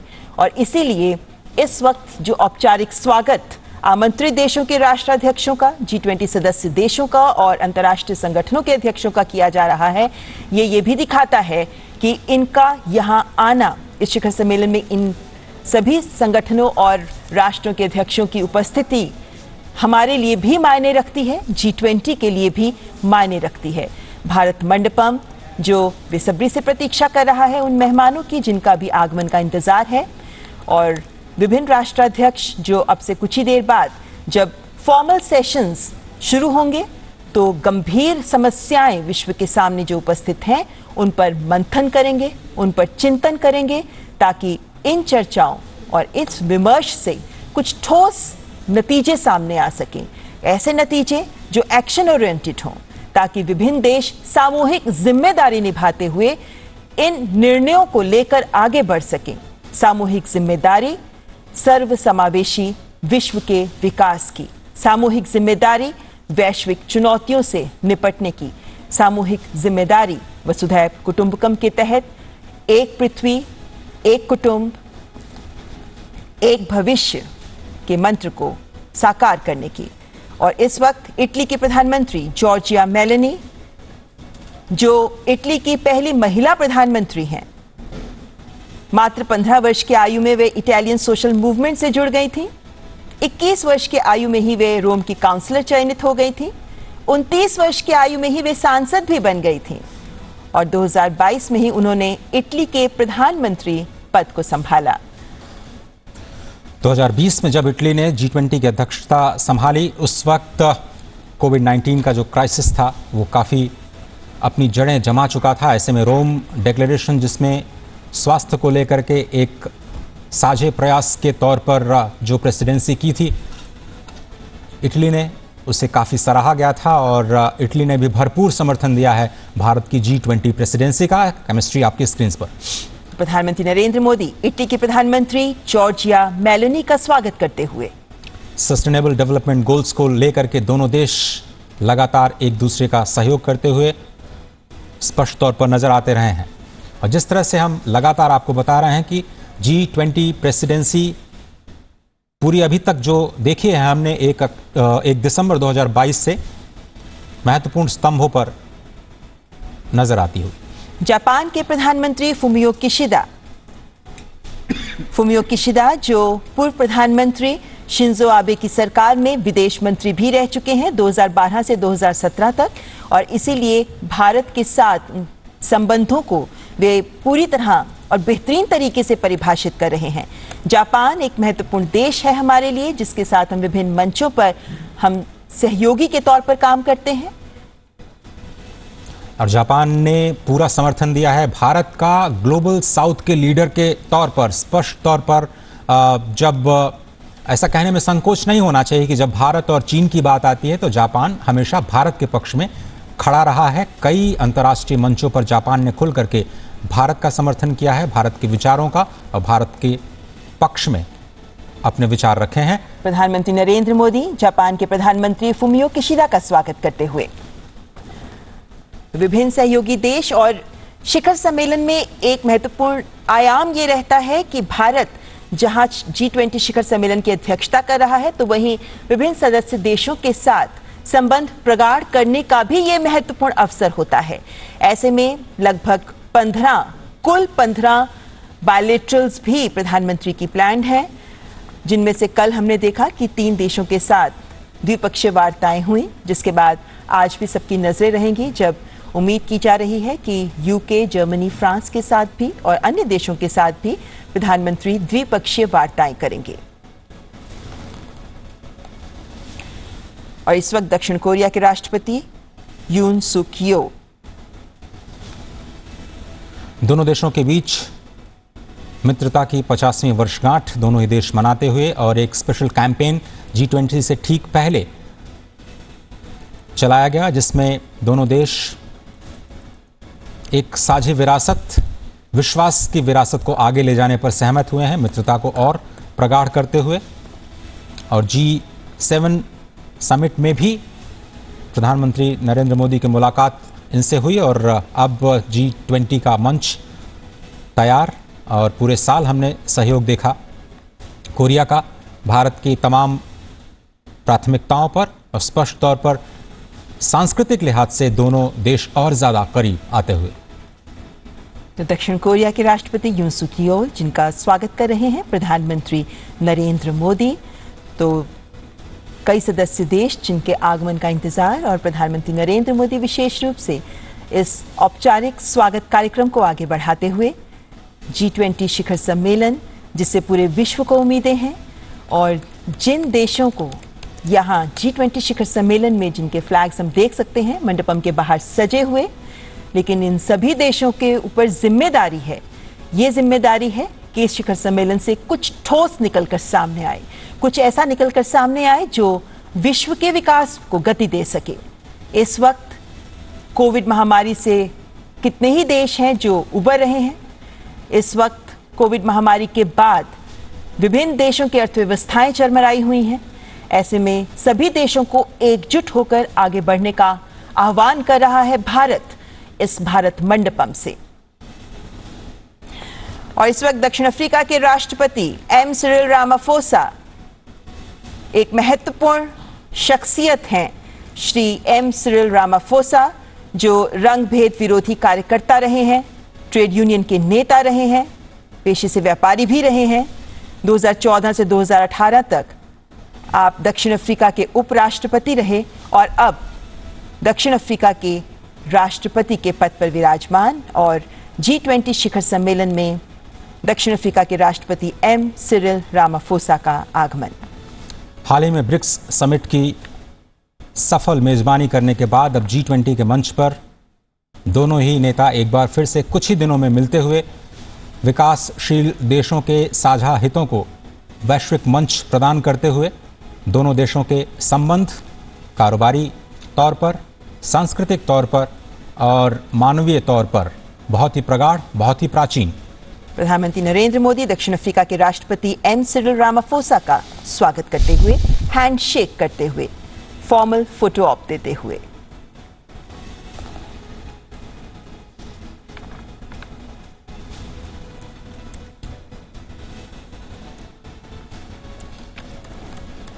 भारत मंडपम की खूबसूरती इस मौसम में देखते ही बनती है, विशेषकर रात के वक्त जब ये रोशनी से जगमगा उठता है, तब ये उम्मीद की जाती है कि ये रोशनी पूरे विश्व को रोशन करेगी। और ऐसे में आज जब मौसम भी बेहद सुहावना है, ये दिखाता है कि दिल्ली मौसम के साथ भी तैयार है अपने गणमान्य अतिथिगण का स्वागत करने के लिए। ये विभिन्न देशों के राष्ट्राध्यक्ष जो शक्तिशाली नेता हैं और ये विभिन्न राष्ट्र जो वैश्विक अर्थव्यवस्था में शक्तिशाली राष्ट्र के रूप में विराजमान हैं, इन सभी राष्ट्रों का और राष्ट्राध्यक्षों का एक ही मंच पर आज उपस्थित होना महत्वपूर्ण संकेत। और इस वक्त तुर्की के राष्ट्रपति रिसेप तैयप एर्दोआन का भारत मंडपम में आगमन। 2003 से 2014 तक आप तुर्की के प्रधानमंत्री रहे हैं। इससे पहले आप इस्तांबुल के मेयर भी रहे हैं और अब तुर्की के राष्ट्रपति के तौर पर महत्वपूर्ण जिम्मेदारी निभाते हुए और G20 के मंच पर अपने देश को प्रस्तुत करते हुए।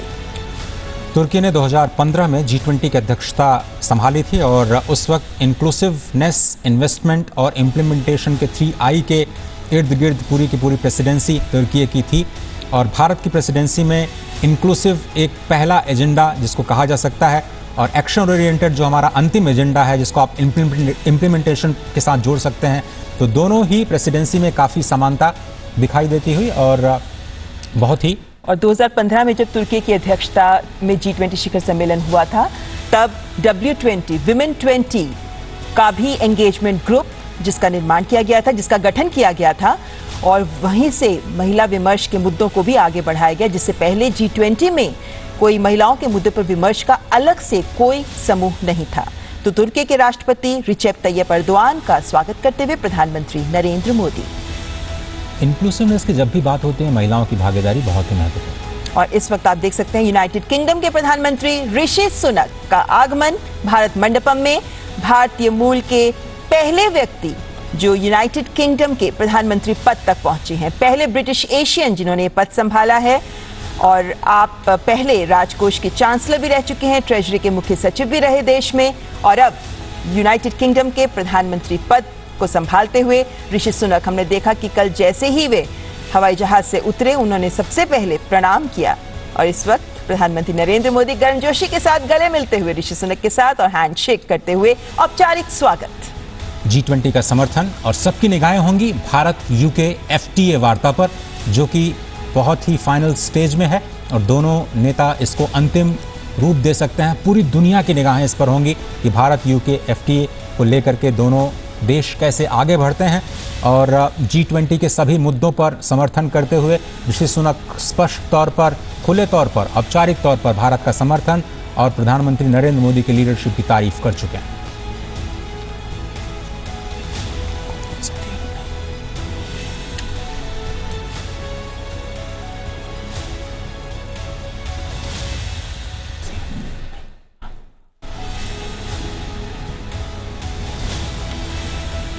रूस के विदेश मंत्री सर्गेई लावरोव का भी आगमन। व्लादिमीर पुतिन नहीं आ पाए, उनकी जगह सर्गेई लावरोव रूस का प्रतिनिधित्व करते हुए। रूस एक शक्तिशाली देश जिसकी आवाज G20 शिखर सम्मेलन में महत्वपूर्ण रहेगी, बहुत ही महत्वपूर्ण रहेगी और शायद पूरी दुनिया ये देखना चाहेगी कि रूस का क्या रुख रहा है भारत की प्राथमिकताओं को लेकर के और भारत की प्रेसिडेंसी में जो रशिया के कंसर्न्स हैं फूड सिक्योरिटी के मोर्चे पर या दूसरे जियोपॉलिटिकल टेंशन के मोर्चे पर उसको फाइनल डिक्लेरेशन में किन शब्दों में परिभाषित किया जाएगा, क्योंकि यही वो पैराग्राफ होगा रशिया यूक्रेन क्राइसिस को लेकर के जिसमें सभी लोग ये पढ़ना चाहेंगे, रीड बिटवीन द लाइंस करना चाहेंगे कि क्या कुछ भारत की प्राथमिकताओं में शामिल रहा है। और अगर हम बाली डिक्लेरेशन की बात करें तो भारत का कहना है कि हम इस मुद्दे को बाली डिक्लेरेशन में जो अडॉप्ट किया गया था नेताओं के द्वारा उसको वहीं पर छोड़ना चाहते हैं और G20 की प्रेसिडेंसी में भारत विकास के मुद्दों को शामिल करना चाहता है, उस पर फोकस करना चाहता है, क्योंकि ये एक इकोनॉमिक फोरम है। जियोपॉलिटिकल टेंशंस को स्थान देने का इस फोरम, इसे एक मंच नहीं बनाया जा सकता, इसलिए ये मुद्दा बहुत ही इंपॉर्टेंट रहने वाला है। और लगातार हम कल से देख रहे हैं कि फॉरेन मीडिया भारतीय प्रतिनिधियों से भी बात कर रहा है कि कैसे इस मुद्दे को देखा जाएगा। और वैसे देखें तो बाली डिक्लेरेशन में भी रूस यूक्रेन संघर्ष के मुद्दे पर अंत में जाकर सहमति बन पाई थी, जिसके बाद सही शब्दों के साथ पंक्तियों को जोड़ा गया था और बाली डिक्लेरेशन सामने आया था। लेकिन उम्मीद की जा रही है कि इस बार भारत जिस तरीके से पूरे विश्व के विकास की बात कर रहा है, ऐसे में विभिन्न देश अपने सोच और एजेंडे को एक तरफ रखते हुए विश्व की बेहतरी के लिए एकजुट होने का आह्वान में भारत के साथ जुड़ेंगे। इस बात की उम्मीद की जा रही है क्योंकि भारत भी लगातार जब से भारत ने अध्यक्षता संभाली है, भारत इन प्रयास में लगा रहा है कि विभिन्न देशों की अलग अलग आवाजों को कैसे एक साथ एक मत किया जाए और ऐसे में विभिन्न देशों को चर्चाओं में भी साथ जोड़ने का प्रयास भारत का रहा है। और इस वक्त जाहिर है कि रूस के विदेश मंत्री क्योंकि पहुंच चुके हैं, उसके बाद जब चर्चाओं में वे शिरकत करेंगे तो रूस यूक्रेन संघर्ष का मुद्दा दिल्ली डिक्लेरेशन में किन शब्दों के साथ रखा जाता है, किस हद तक जगह मिल पाती है, उस पर सहमति बनाने पर भारत का और विभिन्न देश जो भारत के साथ इस मुहिम में जुटे हुए हैं कि इस दिल्ली डिक्लेरेशन को फाइनल किया जाए और सही तरीके से भारत विश्व के विकास को लेकर जो आवाज बुलंद कर रहा है, ग्लोबल साउथ के हितों को साथ लेकर आगे बढ़ने की बात कर रहा है, उसको साथ मिल सके और सार्थक तरीके से उसे दिल्ली घोषणा पत्र में शामिल किया जा सके, इसका प्रयास भारत तथा अन्य देश भी G20 शिखर सम्मेलन में कर रहे हैं। क्योंकि कहीं ना कहीं ये जिम्मेदारी सभी देशों पर आती है कि अपनी सोच, अपने स्वार्थ को दरकिनार करते हुए इस वक्त विश्व की बेहतरी के लिए, विश्व कल्याण के लिए सोचें और आगे बढ़ें ताकि कुछ ठोस एक्शन ओरिएंटेड एजेंडे सामने आ सके। तो भारत नहीं चाहता कि G20 को मंच बनाया जाए इस तरह की भू राजनीतिक जो टिप्पणियां हैं उसको लेकर के। बहुत सारे देशों ने ये कोशिश की दबाव बनाने की कि रशिया को लेकर के भारत की प्रेसिडेंसी की ओर से दबाव बनाया जाए। भारत ने दो टूक मना कर दिया कि ये एक विकास से संबंधित मुद्दों पर विचार विमर्श करने का मंच है और इसको कूटनीतिक मसलों के लिए इस्तेमाल नहीं किया जा सकता और भारत कम से कम ऐसा नहीं करने देगा। बहुत सारे मुद्दों पर ज़रूर बात हुई और अंत तक ये मुद्दा हमने अपनी प्राथमिकता में शामिल रखा कि जो विकास के मुद्दे हैं वो कहीं पीछे न रह जाएं। और इस वक्त ट्रॉयका देशों के राष्ट्राध्यक्ष जिनमें इंडोनेशिया के राष्ट्रपति जोको विदोदो का भारत मंडपम में आगमन, इंडोनेशिया जो पहले अध्यक्ष रहा है ट्रॉयका, यानी वे 3 देश ट्रॉयका में शामिल होते हैं जिनमें जिससे अध्यक्षता भारत ने ली और जिसे भारत अध्यक्षता देगा, यानी ब्राजील। और इस वक्त इंडोनेशिया के राष्ट्रपति जोको विदोदो का आगमन हो चुका है। आसियान समिट के दौरान प्रधानमंत्री नरेंद्र मोदी ने इंडोनेशिया की अध्यक्षता का पूरा समर्थन किया और G20 के लिए समर्थन की बात की।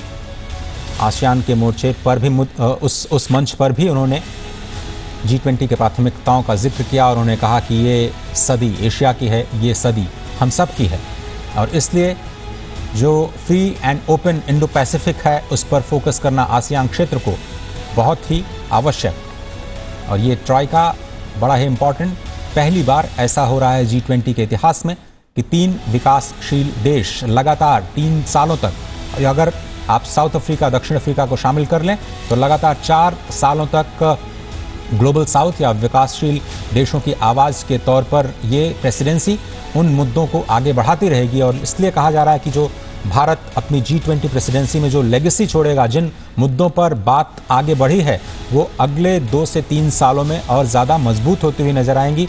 एक मजबूत आधार ज़रूर भारत ने तैयार कर दिया है। और विभिन्न कार्य समूहों की बैठकों पर अगर नजर डालें, विभिन्न आउटकम डॉक्यूमेंट्स पर भी अगर नजर डालें तो ये पाते हैं कि हर वर्किंग ग्रुप में, एंगेजमेंट ग्रुप में, या अगर हम स्टैक्स की बात करते हैं तो भारत ने हर जगह ये कोशिश की है कि कुछ नया, कुछ बेहतर, कुछ अधिक बेहतर स्तर देकर एंगेजमेंट ग्रुप्स और वर्किंग समूहों के दौरान कुछ आउटकम्स बेहतर सामने आए। ऐसे में स्टार्टअप 20 की शुरुआत करना या फिर महिलाओं के मुद्दों पर वर्किंग ग्रुप की घोषणा करना, कुछ महत्वपूर्ण और ठोस पहल के माध्यम से भारत ये सुनिश्चित कर रहा है कि सभी वर्गों का, सभी देशों का कल्याण हो सके। और अपनी अध्यक्षता में भारत जिस व्यापक स्तर पर भारत ने आयोजन किए हैं, जिस व्यापक स्तर पर सभी देशों को शामिल किया है, वो ये दिखाता है कि भारत एक अलग आयाम दे रहा है G20 शिखर सम्मेलन को। और इस वक्त ब्राजील के राष्ट्रपति लुइस इनासियो लुला दा सिल्वा, ब्राजील जो भारत से अध्यक्षता ग्रहण करेगा, भारत के बाद ब्राजील G20 शिखर सम्मेलन का अध्यक्ष होगा। ऐसे में ट्रॉयका के तहत ब्राजील के राष्ट्रपति लुइस इनासियो लुला दा सिल्वा भारत मंडपम में आगमन। ब्रिक्स के साझे सदस्य के तौर पर भारत और ब्राज़ील लगातार प्रतिनिधित्व करते रहे हैं एशिया का और विकासशील देशों का।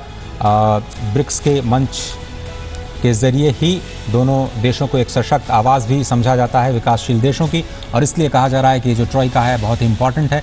भारत से प्रेसिडेंसी अब ब्राज़ील को सौंपी जाएगी और कल शाम इसकी औपचारिक घोषणा की जाएगी। प्रधानमंत्री नरेंद्र मोदी ब्राज़ील को आधिकारिक तौर पर G20 2023-24 की अध्यक्षता सौंपेंगे और इसके हालांकि ये सितंबर ये जो कल डिक्लेरेशन किया जाएगा, ट्रांसफ़र किया जाएगा प्रेसिडेंसी, उसके बाद भी भारत की ओर से काम जारी रहेगा 30 नवंबर तक। 1 दिसंबर से ऑफिशियली ये प्रेसिडेंसी जारी और विकासशील देशों को मुद्दों को प्राथमिकताओं के तौर पर ज़रूर शामिल किया जाएगा। पूरे विश्व को यही उम्मीद। तो ब्राजील के राष्ट्रपति लुइस इनासियो लुला दा सिल्वा का स्वागत करते हुए प्रधानमंत्री नरेंद्र मोदी। G20 शिखर सम्मेलन, जिससे कुछ ही पलों बाद पहले सत्र का औपचारिक आरंभ होगा और उस पहले सत्र में वन अर्थ विषय है और ऐसे में उम्मीद की जा रही है कि जिस एकात्मवाद की सोच के साथ भारत आगे बढ़ रहा है, जिस बंधुत्व की भावना को भारत आगे बढ़ा रहा है, वो भावना इन चर्चाओं के तहत निकलने वाले आउटकम में भी परिलक्षित होगी। इस बात का अंदाजा, इस बात की उम्मीद लगातार की जा रही है और ऐसे में विभिन्न राष्ट्राध्यक्षों का भारत मंडपम में आगमन और उसके बाद पहले सत्र में उनका शामिल होना ये उम्मीद जताता है कि कुछ सार्थक चर्चा, सार्थक विमर्श निकलकर सामने आएगा। हम जानते हैं कि शेरपा ट्रैक पहले ही विभिन्न बिंदुओं पर, विभिन्न मंचों पर, विभिन्न एंगेजमेंट ग्रुप्स और वर्किंग ग्रुप्स के सजेशंस, रिकमेंडेशंस को साथ लेकर डॉक्यूमेंट्स तैयार कर चुका है, जिस पर मुहर लगाएंगे विभिन्न राष्ट्राध्यक्ष।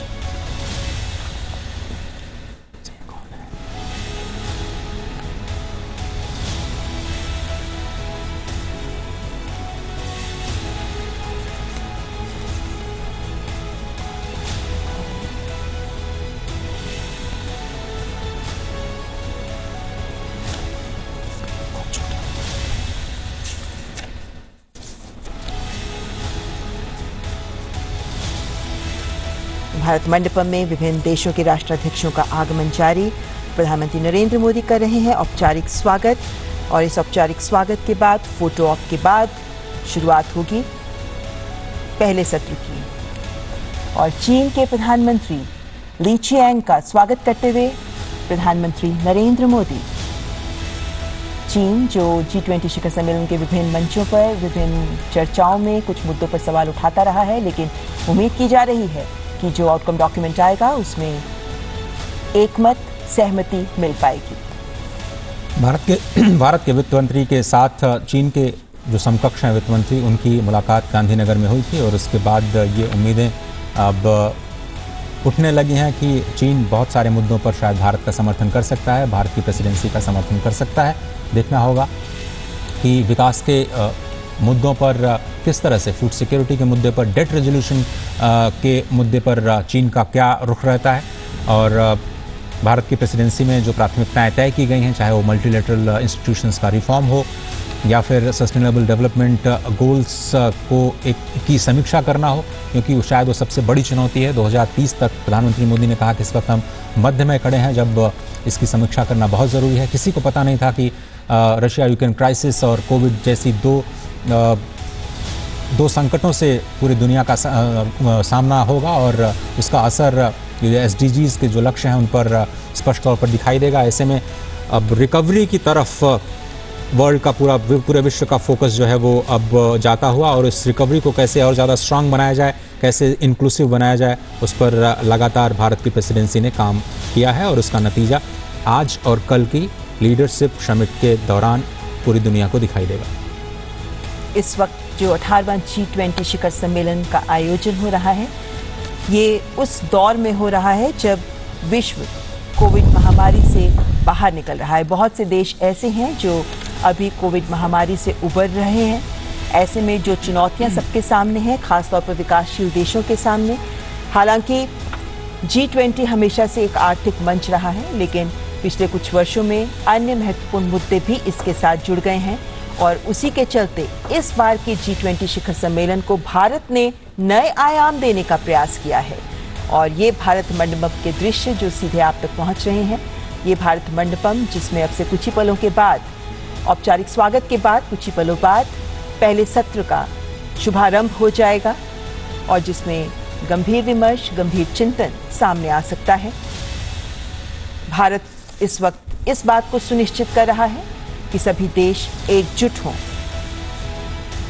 ऐसे में जब पूरे विश्व में इस वक्त देखा जा रहा है कि सब अपने स्वार्थ, अपने विकास को लेकर आगे बढ़ रहे हैं, भारत ने एक आवाज बुलंद की कि विश्व को एकजुट होकर आगे बढ़ना होगा, तभी संपूर्ण विश्व का विकास हो पाएगा।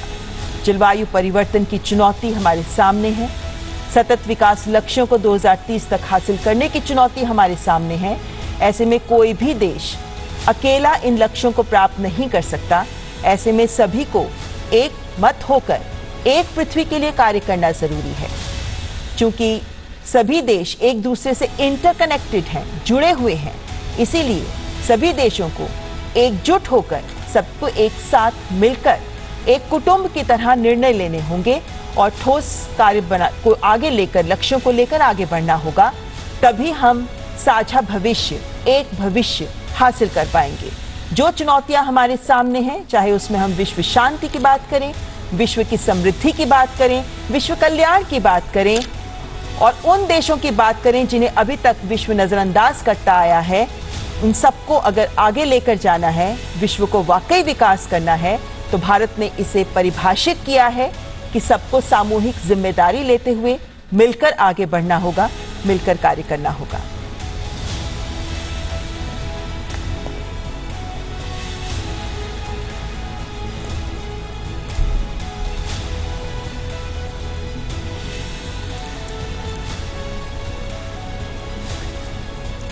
और भारत मंडपम से सीधे तस्वीरें आप देख रहे हैं और औपचारिक स्वागत का कार्यक्रम अब समाप्त हो चुका है।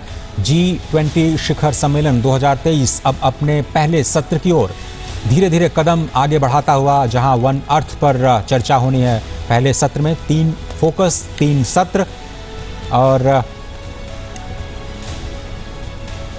फिलहाल जो देशों के राष्ट्राध्यक्षों का आगमन का इंतजार इस वक्त हो रहा है और भारत मंडपम में पहले सत्र के औपचारिक आरंभ से पहले प्रधानमंत्री नरेंद्र मोदी के द्वारा विभिन्न राष्ट्राध्यक्षों का औपचारिक स्वागत का सिलसिला जारी।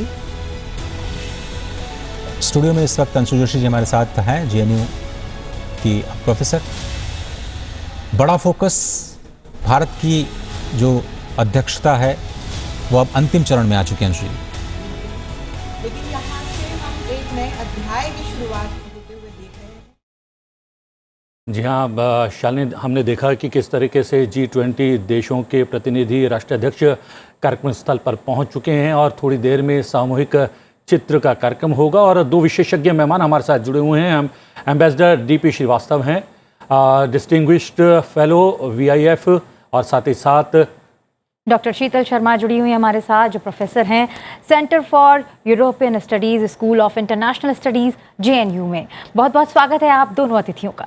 जी हाँ DP श्रीवास्तव जी, हमने देखा कि तमाम देशों के प्रतिनिधि पहुंच चुके हैं, कार्यक्रम शुरू होने वाला है।